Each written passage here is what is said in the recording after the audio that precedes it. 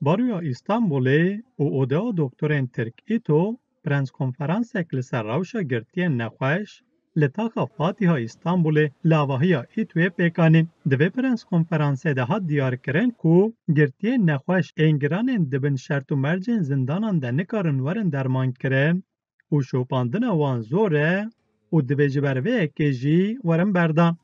Her wiha di berdewamiya vê prenskonferansê de hat xwestin ku girtiyên nexweş dema ku lênêrîna saxlemiyê werdigirin, divê wek hemû mirovên din baweyeke însanî werin dîtin. Dîsa Baro û Odeyê bang li Wezareta Dadê jî kir û hat gotin ku em wezaretê vedixwînin ku erkên xwe yên qanûna bingehîn ên dwarê parastina mafê jiyanê û mafê saxlemiyê de pêk bînin. Bi vê mijarê vegirêdayî Serokê Baroya İstanbulê Mehmet Durakoglu jî tevlî vê prenskonferansê bû û wî diyar kir ku ji desteserkirinê û pê ve mafê saxlemiya hemî girtiyan rasterast bi dewletê vegirêdayî ye. Çağdaş infaz sistemleri Eger sîstemên înfazê yên hiqûqî li ser van esasan werin avakirin pêşketî dibe. Ji ber vê yekê rêxistinbûyînên zindanan jî divê ser van esasan werin pêşxistin. Ez bawer dikim ku kêmahiya bingehîna lê Tirkiye jî ev e. Durakoglu di berdewamiya axaftina xwe de ji destîşan kir ku rêvebiriyên zindanan ji bo gihîştina nexweşan ya ji bo doktoran hastengiya derdixin. mesela son dönemde bizim çokça aldığımız bir şikayet diş ve göz tedavilerinin Mînak di demên dawî da geliyên digihêjin me em dibînin ku tedawiya diran û çavan hema nepêkan e û di demên dawî da ev rewş xirabtir bûye.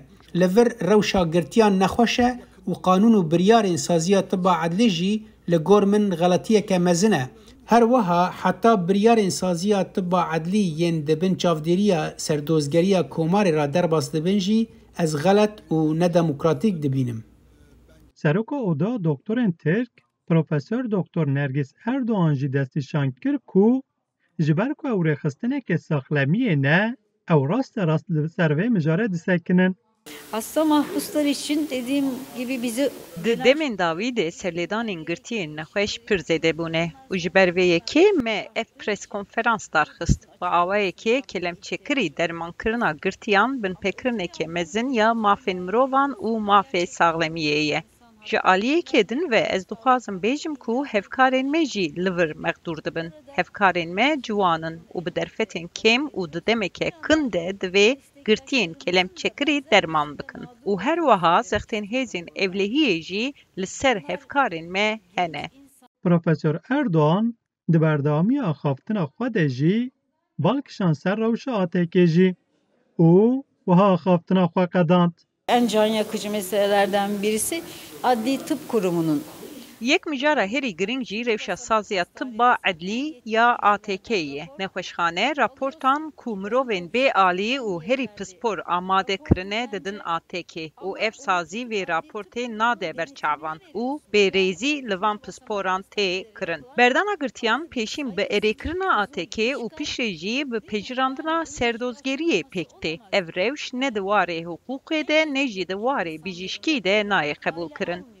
Hêjayî gotine ku li gor pêzanînên komala mafên mirovan îhade li zindanên Tirkiye 651 jêgiran bi giştî 1517 girtiyên nexweş hene.